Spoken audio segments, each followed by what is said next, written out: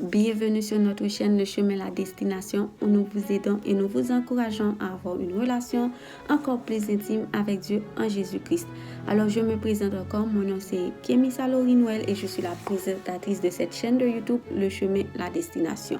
Et on a aussi notre blog qui s'appelle Le Chemin La Destination ou encore chemindestination.com où vous pourrez voir des témoignages, des méditations, vous pourrez même partager vos témoignages afin de donner de l'espoir, de l'assurance, aussi en quelque sorte une paix et une lumière.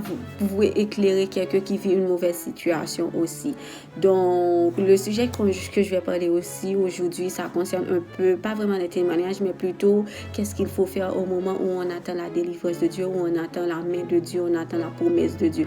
Et parfois, parce que la plupart du temps, ce que quelqu'un fait, c'est pas on n'est pas obligé, on fait la même chose et on voit pas de solution. C'est-à-dire, on ne sait pas vraiment quelle est la volonté de Dieu. Qu'est-ce que Dieu attend de nous? Qu'est-ce que je suis supposée faire en attendant que Dieu me délivre? Et parfois, on se dit, qu'est-ce que Dieu veut? Qu'est-ce que sa volonté? Parfois, on a plusieurs choix devant nous ou parfois, on n'a aucun choix et on se dit, qu'est-ce que je dois faire? Est-ce que je dois rester là, les bras croisés?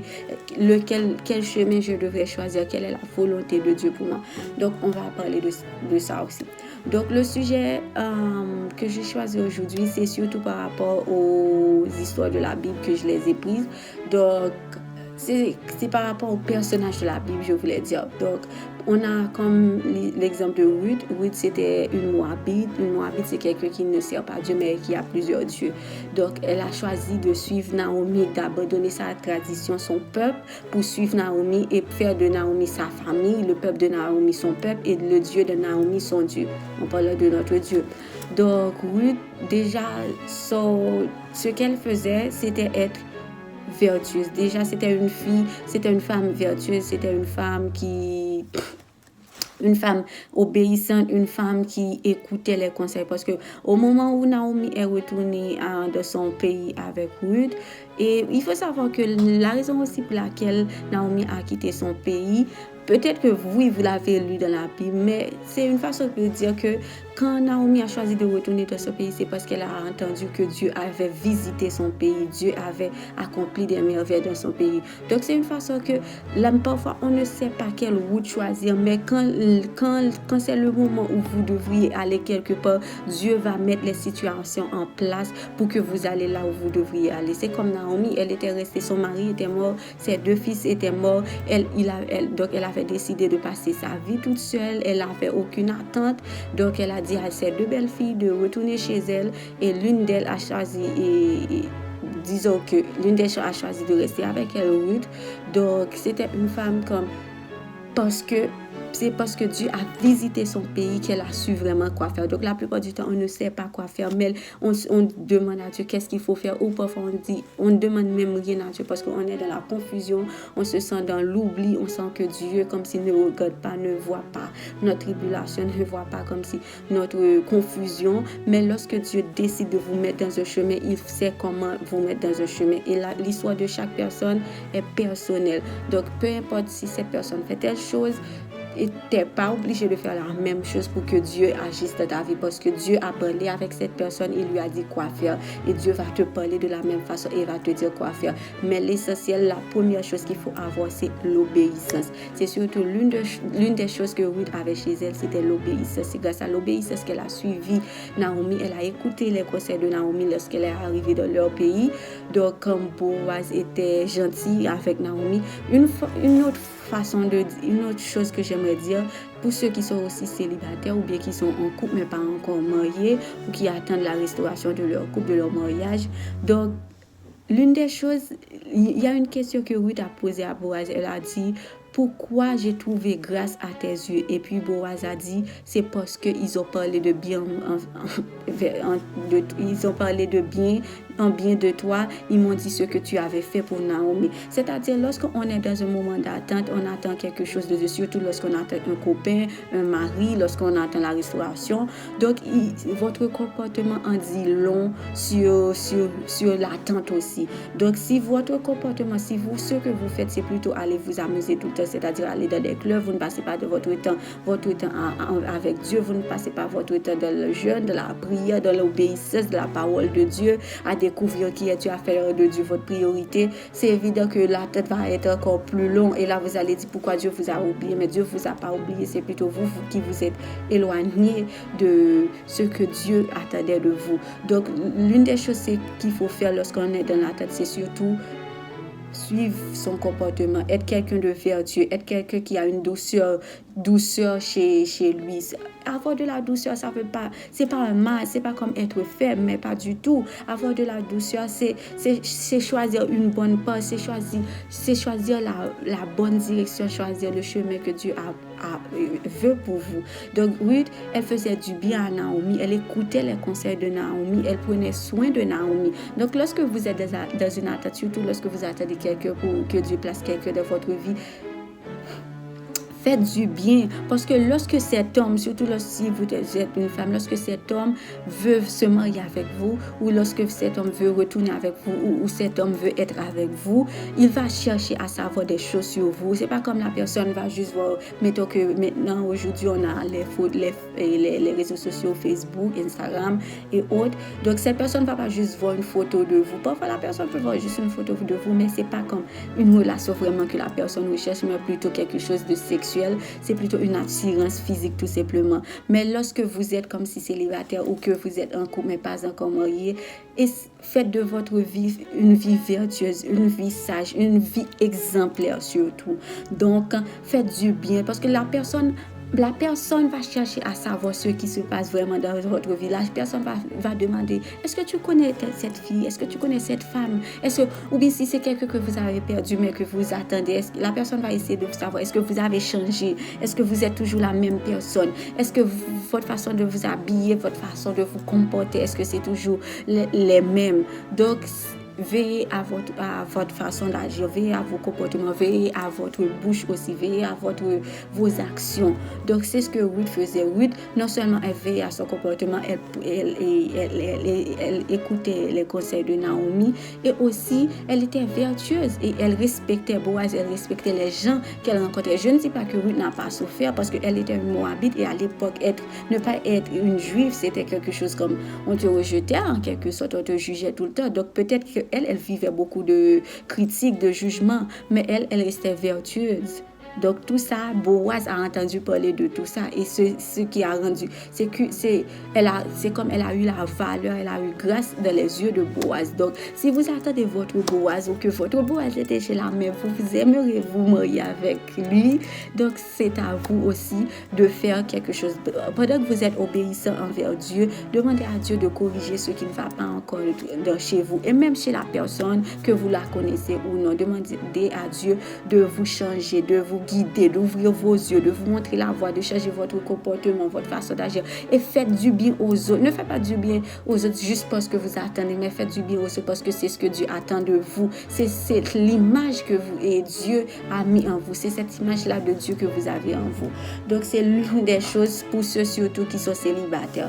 Donc, il y a aussi le cas de Naomi. Naomi a perdu son mari et ses 2 enfants. Donc, elle espérait passer toute sa vie toute seule et finir vieille et tout ça. Mais Dieu l'a rendu grâce aussi. Dieu a fait quelque chose pour elle aussi. Parce qu'elle a voulu rester seule. Elle a dit aux filles, à ses belles filles de partir. Mais l'une d'entre elles est restée. Donc, c'est comme si elle a eu un autre enfant. C'est comme si elle a eu une fille. Elle n'avait pas de fille, mais elle a gagné une fille. Et c'était une fille respectueuse. Et non seulement elle a gagné une fille, elle a gagné un beau fils. Et c'est pas la seule chose.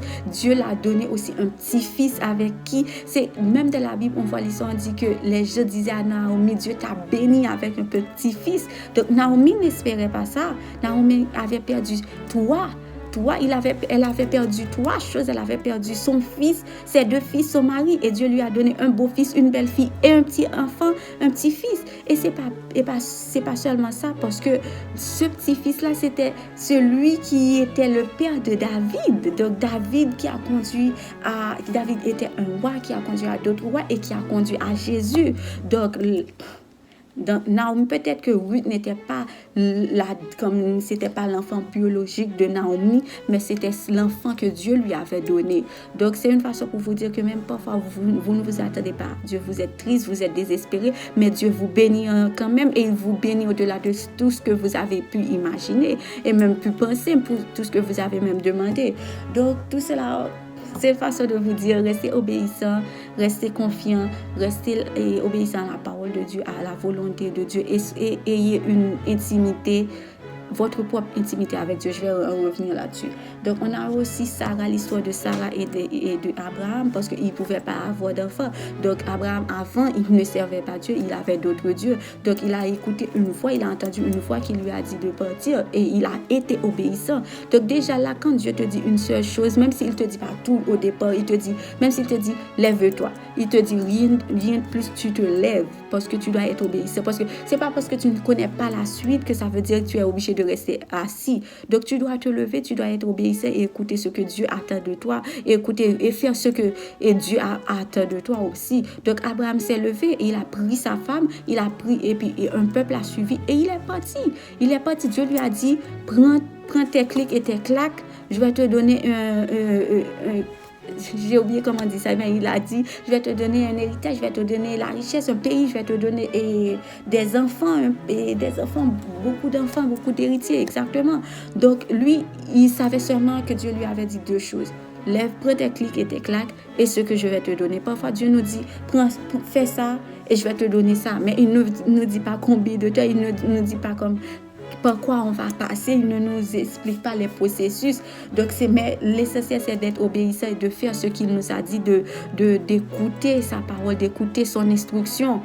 Donc, c'est ce que Abraham a fait. Et je suis sûre, parce que Abraham a attendu peut-être 20 ou 25 ans avant d'avoir son fils. Donc, je suis sûre, pendant ce temps, il y avait beaucoup de gens qui les critiquaient, des gens qui commençaient à croire à Dieu, mais qui leur disaient, pourquoi vous espérez encore? Parce que vous êtes plus vieux qu'avant, donc il n'y a aucune chance. Parce qu'on rencontre ça même dans notre vie, lorsque parfois il y a une promesse dans laquelle je crois et beaucoup de personnes essaient de me décourager. Chaque jour, il y a des personnes qui me découragent.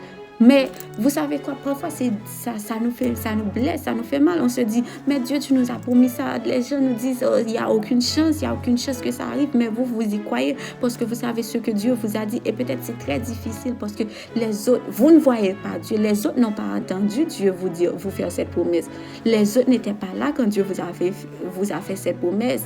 C'est vous seulement. Donc, c'est aussi difficile. Donc, mais l'essentiel, c'est pas à eux de croire, mais c'est à vous de croire, parce que c'est pas dans leur vie que ça va arriver. Oui, quand ça va vous arriver, Dieu va aussi bénir ces gens. Il va voir la puissance de Dieu dans votre vie. Mais c'est à vous de persévérer, c'est à vous de persévérer, à vous de croire, à vous de continuer de lutter, surtout pour ces gens-là qui ont douté de vous, ces gens qui voulaient.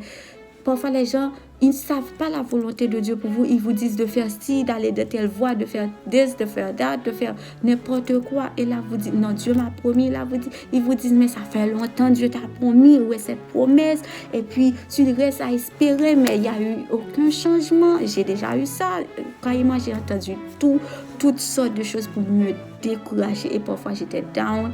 Et parfois, c'est comme, ces gens-là ne vous veulent pas du mal, mais ils ne savent pas la promesse. Ils ne connaissent pas votre histoire avec Dieu. Donc, c'est à vous de prendre votre force, de vous rappeler, parce que même une fois, David a dit, rappelle-moi tout le temps de ta promesse, parce qu'il avait passé beaucoup de temps à souffrir. Il disait à Dieu, rappelle-moi ta promesse, parce que quand vous vous rappelez de cette promesse, je me souviens exactement de cette promesse, je me souviens de l'heure, du jour, je me souviens tout le temps. C'est parce que c'est cette promesse qui me donne aussi la force d'avancer, parce que je suis persuadée que c'est Dieu qui m'avait parlé. Donc, je continue à avancer, peu importe les autres.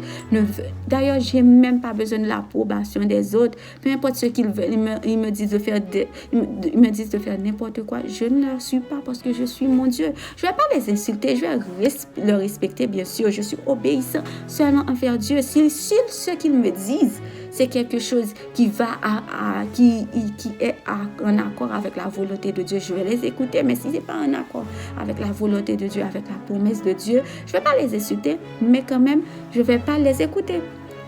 Donc, c'est ce que je vous dis par rapport à Sarah et à Abraham. Ils continuent à écouter la voix de Dieu. À un moment donné, ils sont atterris en Égypte, tout ça. Donc, Abraham a dû mentir. Abraham, il y a des choses qu'il faisait aussi. C'est parce qu'il ne connaissait pas encore tout à fait Dieu, parce que il était nouveau vraiment de Dieu. Il n'avait pas une Bible, lui. Il n'avait pas encore la parole de Dieu. Donc, lui, c'est clair qu'il y a des erreurs qu'on va faire. Lui, il a fait des erreurs. Sarah a fait des erreurs. Nous, on va faire des erreurs. On va douter, on va faire des erreurs. On va tomber. Parfois, on va suivre le chemin de quelqu'un d'autre. Parfois, on va écouter ce que quelqu'un a dit. Parce qu'on va se dire, est-ce que Dieu nous avait... On va avoir toutes sortes de pensées. Est-ce que c'était vraiment Dieu? Est-ce que Dieu nous avait vraiment parlé? Est-ce que Dieu m'avait vraiment parlé? Ou est-ce que c'était pas mes pensées? Est-ce que c'était pas juste ma volonté, ce que je voulais? On a toutes sortes de questions, toutes sortes de raisonnements que l'ennemi essaie de mettre dans notre tête pour nous faire douter de la promesse de Dieu. Et c'est clair que même Sarah, à un moment donné, elle a douté de la promesse de Dieu, parce que Sarah a dit à Abraham, prends ma servante.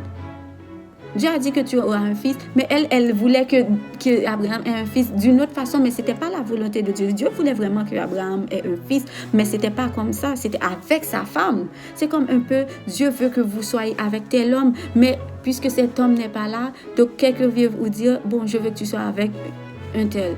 Mais Dieu veut que la personne va vous dire, bon, tu sais que Dieu veut pas que tu restes seul, Dieu veut que tu te maries, donc je choisis un tel pour toi. Dieu veut pas que je reste seule vraiment. Il veut que je me marie, mais il n'a pas dit que c'est avec celui-là que je devais être. Il n'a pas dit que c'est avec celle-là que tu devrais être. Il a dit que tu devais être avec la personne qu'il te donne, que tu dois être avec lui ou avec elle, avec Robert ou avec Jacqueline ou avec non. Il a dit, la personne qu'il a pour toi, c'est avec cette personne que tu dois être et non pas la personne que les autres veulent pour toi. Et c'est la même chose. Donc Sarah, elle, pendant un moment, elle a voulu choisir la façon. C'est pas à vous de choisir la façon, c'est pas à vous de choisir le jour, c'est pas à vous de choisir le moment. La seule chose que vous devriez faire, c'est les deux choses, être obéissant et être attentive.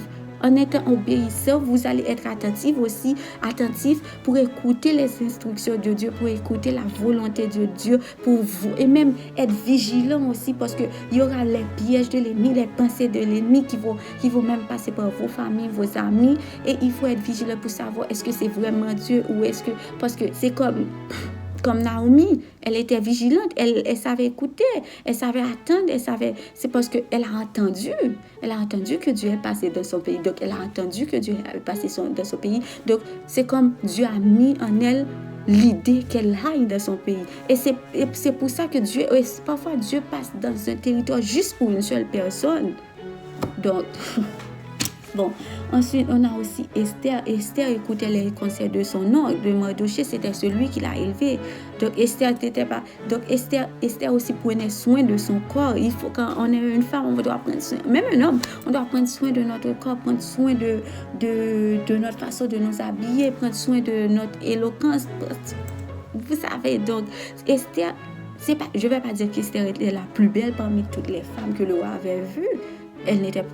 Peut-être qu'elle n'était même pas la plus belle. Elle était très belle, mais ça ne veut pas dire qu'elle était la plus belle.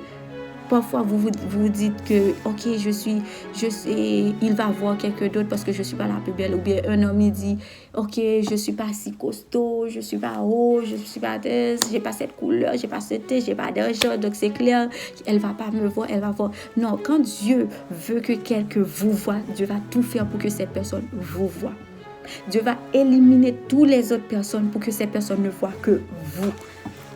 Il y avait plusieurs filles, il y avait plusieurs femmes. Elles étaient très belles, elles étaient parfaites. Je ne vais pas dire parfaites, mais c'est une façon de parler. Et pourtant, le roi n'a vu que Esther. Juste Esther, parce que Dieu voulait que le roi voie seulement Esther. Donc, quand Dieu veut voir votre Boaz vous voir, peu importe, il y a 10 000 femmes à côté de vous, elles ont tout ce que vous n'avez pas. Dieu va fermer les yeux de cet homme sur ces 10 000 femmes et cet homme va voir que vous. Et si vous êtes un homme aussi, Dieu va fermer les yeux de cette femme sur les autres hommes et cette femme va voir que vous. C'est même comme Boaz a dit, Boaz avait dit à Ruth, waouh, parce que tu aurais pu choisir des jeunes, tu aurais pu choisir des jeunes qui soient pauvres ou soient riches, mais tu m'as choisi moi. Parce que en écoutant ça, en lisant ça, on voit que Boaz était plus âgé que Ruth. Donc, c'est vrai, pourquoi Ruth n'a pas choisi un plus jeune? Pourquoi Ruth n'a pas choisi un... Parce que Dieu voulait que Ruth choisisse Boaz. Donc, lorsque Dieu veut quelque chose pour vous, c'est à lui de vous décider comment et quand et par quelle façon. Donc, c'est pas aux autres de choisir, c'est pas aux autres de décider pour vous. Donc, soyez obéissants, les amis. Donc, on a aussi Job. Job, ce qu'il faisait, lui, pendant son moment d'attente, c'est qu'il priait pour ses amis, malgré que ses amis lui disaient, c'est ta faute, tu as sûrement fait quelque chose à Dieu, tu as sûrement péché, tu as fait c'est pour ça que Dieu t'a enlevé tout ça, c'est pour ça. Mais lui, il était resté, mais j'ai rien fait en même temps. Mais lui, au moins, il n'était pas irrespectueux envers ses amis. Il ne les prenait pas, il les envoyait balader. Mais non, Job était respectueux. Et à un moment donné, il est allé reprocher Dieu aussi. Parfois, on fait ça, on fait des reproches à Dieu. C'est parce qu'on n'en peut plus. On fait des reproches, on a tout perdu, on n'en peut plus. L'épreuve est dure, les jours passent, les mois passent, les années passent, on n'en peut plus. On fait des reproches. Et je comprends, même Dieu comprend ça. Mais tout ce qu'il veut, c'est que vous l'écoutiez, vous faites ce qu'il vous dit. Même si ce qu'il vous dit, ça, vous devriez le faire pendant 10 mois, faites-le pendant 10 mois, recommencez. Faites seulement ce que Dieu vous dit, parce que même si vous voyez, Dieu vous a dit, Kémissa, je veux que tu te lèves chaque jour à 5 heures du matin pour que, ça c'est un exemple, s'il me dit, Kémissa, je veux que tu te lèves chaque jour à 5 heures du matin pour que tu pries. Et là, je me dis, ok, je vais faire ça. Et puis après un mois, je décide, bon, ça n'a rien donné. J'ai prié pendant un mois à 5 heures du matin, ça n'a rien donné. Donc, j'ai vu qu'un tel a prié 3 fois. Plutôt, je vais faire ce qu'un tel a dit. Et là, je commence. Non. Faites ce que Dieu. C'est pour ça que j'ai dit tantôt, il faut avoir sa propre intimité avec Dieu, sa propre relation avec Dieu. Parce que la relation que Dieu a avec ton voisin, avec ton ami, avec ta femme, avec tes parents, c'est pas la même qu'il aura avec toi. Donc, si Dieu te dit, je veux que tu fasses ça, même si quelqu'un a le même problème que toi, il te dit, toi, je veux que tu fasses ça, ne regarde pas dessus. Même s'il y a plusieurs personnes qui te disent, tu dois faire ça, tu vois beaucoup de vidéos où ils te disent, je veux que tu fasses ça, je veux que... Non, reste concentré sur la seule chose que Dieu t'a demandé. C'est mon erreur, ça, parce qu'il y a des mois, depuis peut-être juillet, je ne me rappelle pas, ou bien juin, Dieu m'a dit, j'ai fait un, je ne vais même pas dire, c'était vraiment extraordinaire, où Dieu m'a dit, je veux que tu arrêtes de te battre. Parce que là, maintenant, je veux que tu fasses une seule chose, que tu tiennes ton épée. Je n'ai pas compris le rêve au départ, mais j'ai vraiment pas fait ce que Dieu attendait de moi. Tout ce que les autres voulaient que je fasse, j'ai fait ce que les autres voulaient. Tout ce que les autres disaient, faire un jeûne de 40 jours, j'ai fait tout ce que les autres disaient, sauf ce que Dieu m'avait dit de faire. Et ce que Dieu m'avait dit de faire était moins que ce que les autres. C'est parce qu'on a cette mentalité que si on fait plus, Dieu va nous écouter encore plus. Pourtant, non. Dieu peut te dire juste, arrange ton lit et je vais venir te visiter. Arrange ton lit et ton Boaz va être là. Arrange ton lit et tu vas avoir ton enfant. Et là, vous vous dites, arranger mon lit tout simplement. Non, je préfère prier, je préfère jeûner. Même Dieu t'a pas dit de jeûner, il t'a dit d'arranger ton lit. Donc, fais ce que Dieu te dit. Donc, c'est ça mon problème. Moi, j'ai commencé à écouter. Dieu m'a dit de faire telle chose depuis en juin. J'ai commencé à écouter Dieu il y a seulement 3 semaines. Parce que quand j'ai vu que je faisais tout et que ce que j'avais demandé à Dieu n'est jamais arrivé, c'est là que j'ai compris que je ne fais pas la volonté de Dieu, je fais la volonté des hommes, bien que ce que les hommes font, c'est bien de prier, c'est bien de jeûner, c'est bien. Mais ce n'était pas ce que Dieu m'avait demandé. Peut-être que je devrais le faire, mais pour une autre cause. Mais pour cette cause-là que j'attends de Dieu, cette délivrance que j'attends de Dieu, Dieu m'a dit de faire telle chose. Et c'est cette chose que je dois faire, pas ce que je veux faire. Donc, on a aussi...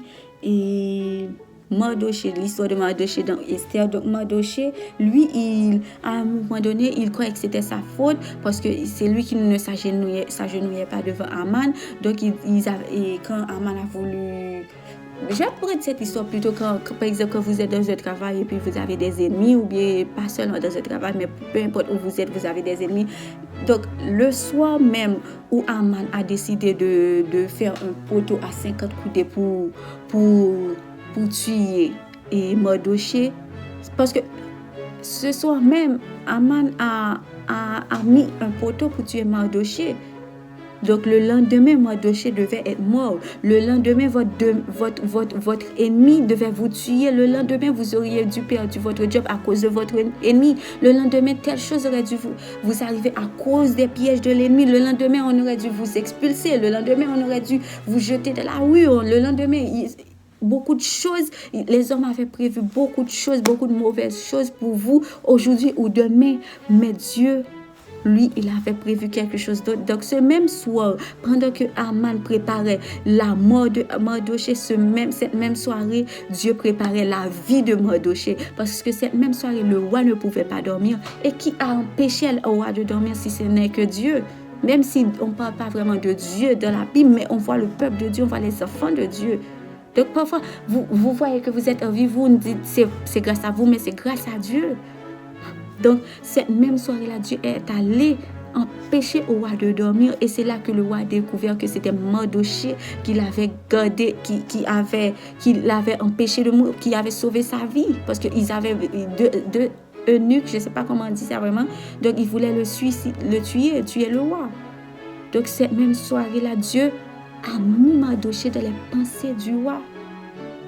Donc parfois vous pensez que Dieu ne regarde pas ce que fait votre ennemi. Vous pensez que Dieu laisse votre ennemi agir. Mais Dieu ne laisse pas votre ennemi agir parce que le jour où votre ennemi va perdre, il va perdre. Et vous allez gagner. Donc même si vous voyez que votre ennemi a toujours de l'ampleur, là maintenant, sachez que son heure arrive. Parce qu'il ne va pas rester, cette position qu'il a là maintenant, il ne va pas garder cette position. Parce que c'est Dieu qui donne des positions. Et Dieu ne donne pas des positions aux injustes, aux infidèles. Il donne des positions aux justes seulement. Donc plus tard, vous avez vu que Mardochée est devenu comme la main du roi. Le roi lui a donné la... Non, c'est comme tu es passé de près de la mort à une position surélevée. Ça, c'est Dieu. Tout ça parce que lui, il gardait les commandements de Dieu. Il servait que Dieu. Il ne voulait pas s'agenouiller devant Aman parce qu'il savait qu'il devait s'agenouiller devant Dieu seulement. Parfois, l'ennemi vous dit de faire ça pour lui, mais vous savez que ce n'est pas la volonté de Dieu. Dieu vous a dit non, de ne pas faire ça. Et là, vous savez que si vous ne le faites pas, vous risquez de perdre votre travail, vous risquez de perdre tout, vous risquez vraiment. Là, vous dites non. Parfois, il y a des choses qu'on vous dit de faire, mais il faut le faire parce que c'est votre travail. Mais il y a des choses qu'on vous dit de faire, ce n'est pas la volonté de Dieu, ce n'est pas dans les commandements de Dieu, c'est parce que Dieu vous dit de faire. Donc, vous devriez dire non, peu importe ce que les gens vous disent. Même si vous ne savez pas ce qui va vous arriver, faites ce que Dieu veut. Suivez les lois, suivez les commandements de Dieu, peu importe, parce que Dieu, quand il va vous élever, quand il va vous relever, il va le faire de façon extraordinaire. On a aussi l'histoire de Joseph. Vous savez, Joseph qui a été trahi par ses frères. Donc, Joseph, lui, était un peu immature aussi. Joseph, comme il était du genre, il aimait aller raconter ses rêves à tout le monde. Et ça arrive parfois qu'on raconte nos rêves à tout le monde. On est tellement excités. Voilà ce que Dieu m'a dit. Voilà ce que Dieu m'a promis. Je suis contente. Une fois, ça m'est arrivé. J'ai raconté à la mauvaise personne ce que Dieu m'a promis. J'étais tellement excitée. Bref, en tout cas, donc c'est pas comme un péché, mais parfois il faut faire preuve de maturité, il faut fermer votre bouche. Gardez pour vous. Vous cherchez quelqu'un de très spirituel, quelqu'un que Dieu a mis sur votre chemin pour dire, et c'est pas tout le temps d'emmerder cette personne aussi et de lui dire voilà.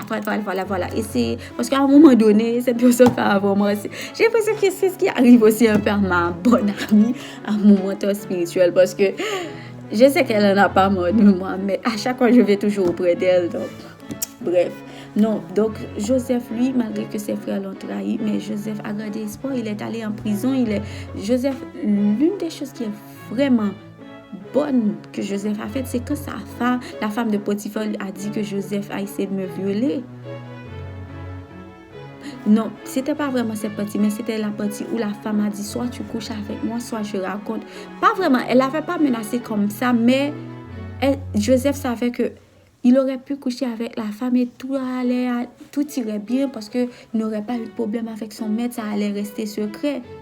Mais il a préféré dire non malgré qu'il savait ce que cette femme pouvait faire contre lui. Parce qu'il savait que Dieu C'était pas la volonté de Dieu. Dieu n'aime pas ça. Donc, il a préféré refuser cette femme malgré ce qui aurait pu l'arriver, malgré les mensonges. Parce que la femme, elle avait un pouvoir sur Joseph. Comme, disons, humainement. Mais pas spirituellement. Mais humainement, elle avait un pouvoir sur Joseph. Et c'est ce qui a conduit à et pas la potence, mais que Joseph aille en prison. Mais partout où Joseph était, Dieu était avec lui. Parce que Joseph, il avait aussi un don. Lorsque Dieu place un don chez vous, même si ce don-là, parfois, c'est agaçant, parce que moi, j'ai un don aussi, et parfois, ça m'énerve. Je peux l'assurer, des fois, mon don est un peu trop, parce que des fois, ça m'ennuie. Mais je suis reconnaissante et je l'utilise. Quand vous avez un don, même si c'est un don un don comme humain, un don de décorer, utilisez votre don pour l'œuvre de Dieu, utilisez-le. Même si vous êtes dans une épreuve, utilisez son don. Si vous avez le don d'intercéder pour les gens, intercédez même si vous êtes dans une épreuve. Si vous avez le don de parler aux gens, le don d'écouter les gens, de conseiller, le don de faire à manger pour quelqu'un, de soutenir, d'aller épauler les gens, faites ça. Faites ça, n'attendez pas que tout aille bien, tout aille mieux, n'attendez pas que tout soit rose, n'attendez pas que votre délivrance soit là. Si Dieu a déjà placé en vous tout ce qu'il faut pour accomplir son œuvre, parfois vous n'allez pas le savoir, de temps en temps vous allez le découvrir. Et pendant ce temps, Joseph a appris, il a appris l'administration en quelque sorte, il a appris beaucoup de choses, c'est pour ça qu'il est devenu un ministre aussi. Donc pendant ce temps d'épreuve, pendant ce temps où il souffrait, la main de Dieu était avec lui. Il apprenait, il servait à Dieu, il était attentif, il écoutait Dieu. Il ne choisissait pas la voie laide mais qui était facile. Il a choisi la voie difficile mais qui était belle. Donc, on a aussi la persévérance, c'est le cas d'Élie. Lorsqu'il priait pour la pluie. Donc Élie a prié. Il a envoyé son serviteur au moins 7 fois. La première fois, il a dit, va voir s'il y a au moins, comme il y a un nuage ou s'il va pleuvoir. La première fois, le serviteur est allé. Rien. Il aurait pu dire, bon, je m'en fous, j'ai prié, Seigneur, donc le reste est à toi, c'est pas à moi, je ne sais pas ce que tu veux attendre de moi, tu m'as dit de prier, j'ai prié. Si tu veux pas, si tu veux pas, si tu veux, tu fais ce que tu veux. Il aurait pu dire ça, honnêtement, j'allais dire ça. Mais non, c'est parce qu'il a dit. Il a dit retourne. Il a prié, il a dit retourne. Une deuxième fois, le serviteur a dit non, il n'y a rien. Il a prié, retourne.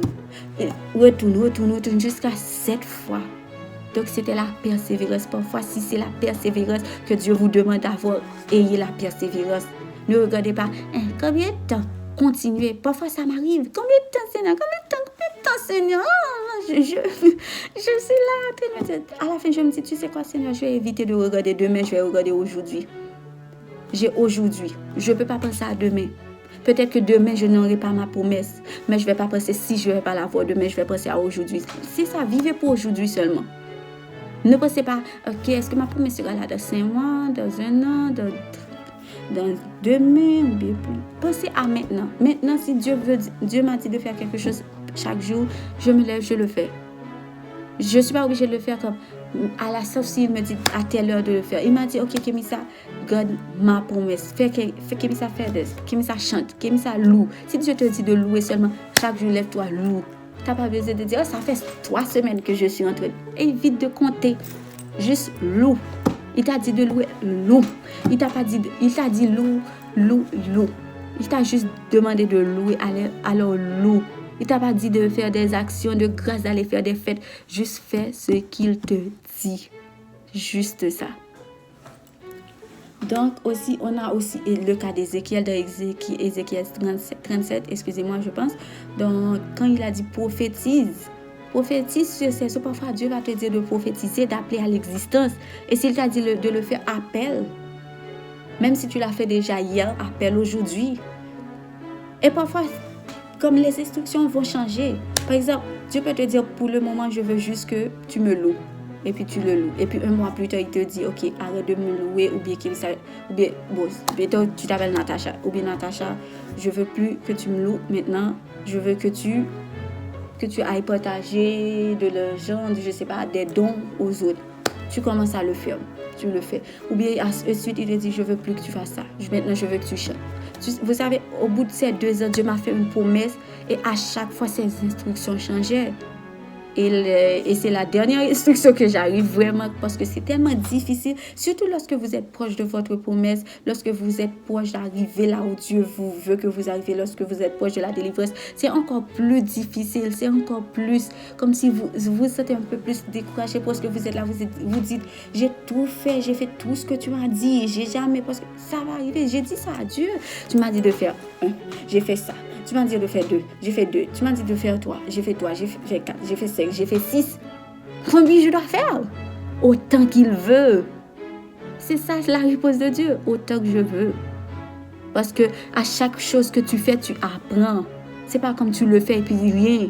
Pendant que tu penses que rien ne se prépare, il n'y a rien qui se prépare, beaucoup de choses sont en train de se faire. Tu ne vois pas, tu fais juste, mais tu ne vois pas ce qui se fait, tu vois juste ce que tu fais, mais dehors là, dans le spirituel, il y a des choses qui se font. Donc s'il te dit pour le moment, tu fasses ça pendant 1 semaine, fais ça pendant 1 semaine. Pour le moment, ok, t'as fini, donc fais ça. Dieu m'a conduit beaucoup de fois de plus. Il m'a dit de faire un jeûne pour telle personne, je le fais. Il m'a dit de faire des, je le fais.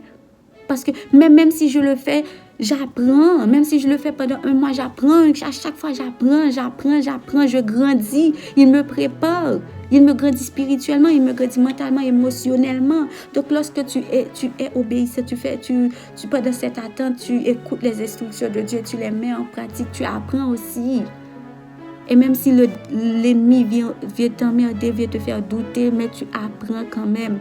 Tu apprends. Donc,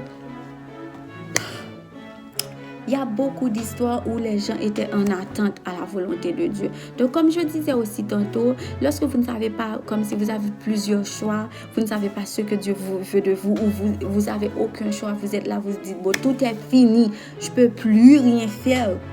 Et là, quelqu'un vous dit, bon, tu peux aussi faire quelque chose. Oui, ce n'est pas vraiment dans la volonté de Dieu, mais tu peux le faire parce que quand il n'y a aucun choix qui soit, je peux dire, légal de façon de la volonté de Dieu, ne faites pas ce que les hommes vous disent de faire. Faites ce que Dieu veut de vous. Et s'il n'y a aucun choix à part les choix des hommes, il y a des choix des hommes qui sont bons, mais il y a des choix des hommes qui sont contraires à la volonté de Dieu. Si c'est contraire à la volonté de Dieu, et même si c'est bon, attendez que Dieu vous dise quoi faire. Attendez que Dieu m'aide. Parce que là, maintenant, je suis dans un dilemme, je peux dire. Je suis dans un dilemme où je ne sais vraiment pas quoi faire. Pendant que je vous parle, je suis dans un dilemme, mais je sais que j'ai tellement une paix en moi. Je suis dans un grand dilemme, même plus qu'un dilemme, dans une situation où je m'enfonce, mais j'ai espoir que Dieu, le même Dieu qui a visité la ville de Naomi, est le même Dieu qui va me visiter pour mettre, parce que quand le jour de la délivrance arrive, c'est pas vous qui allez courir vers cette délivrance, c'est cette délivrance qui va courir vers vous. Donc lorsque vous ne savez pas quoi faire, Dieu va mettre, comme ce choix-là que vous ne savez pas quoi faire, c'est ce choix qui va courir vers vous. Le choix qui n'est pas bon va s'éloigner de vous et le choix qui est bon va venir vers vous. Donc là, vous saurez quelle est la volonté de Dieu. Même si vous ne le savez pas aujourd'hui, vous ne le savez pas demain, mais Dieu va vous le montrer. Espérez juste en Dieu. Même si les autres vous disent, non, fais ça, parce que je pense que ça c'est mieux. Non. Tu ne sais pas ce qui est mieux pour ma vie. Tu penses le savoir. Peut-être ce que tu as dit, c'est bon pour ma vie. Mais est-ce que c'est Dieu qui t'a dit de me le dire? Est-ce que c'est la volonté de Dieu? Est-ce que ce que tu m'as dit va me garantir comme ce que Dieu avait prévu pour moi? Ou est-ce que ça va me garantir juste pendant quelques mois ou 1 an? Ou est-ce que c'est Dieu? Parce que quand Dieu fait quelque chose pour moi, il me garantit éternellement. Toi, tu me garantis pour quelque temps, mais Dieu me garantit éternellement. Donc, je préfère m'abstenir à ce que tu veux et je préfère rester à la volonté de Dieu. Donc, lorsque vous ne savez pas quoi décider, quoi faire, attendez. Restez patiemment, attendez l'instruction de Dieu. Attendez, parce que Dieu va pas... C'est pas comme vous vous dites, mais Dieu m'a jamais parlé, j'ai jamais entendu la voix de Dieu, j'ai jamais rêvé de Dieu. Il va faire une situation que vous allez tout comprendre. Il va même mettre... Parfois, vous savez même pas d'où l'instruction va venir et vous voyez... C'est comme hier. Je me sentais un peu comme... Je savais pas quoi faire. Et puis là, il y a un boss qui vient... C'est comme il parle d'un sujet qui est rapport un peu à ma situation. Et là, juste parce qu'il parle de sujet, et je commence à être éclairé. Et là, je vois que Dieu est en train de me rapprocher à sa volonté. Je ne sais pas encore, mais Dieu me rapproche. Et plus je vois la volonté de Dieu, plus je vois que ce que les hommes voulaient pour moi, c'est parce que Dieu veut. C'est une façon pour vous dire que là, vous êtes, même si vous êtes seul, même si vous ne voyez pas comment Dieu va vous montrer, Dieu va vous dire quoi faire, il va créer une situation pour vous la montrer. Il va créer une situation pour vous montrer cette voie-là haute, le chemin. Donc, restez patient.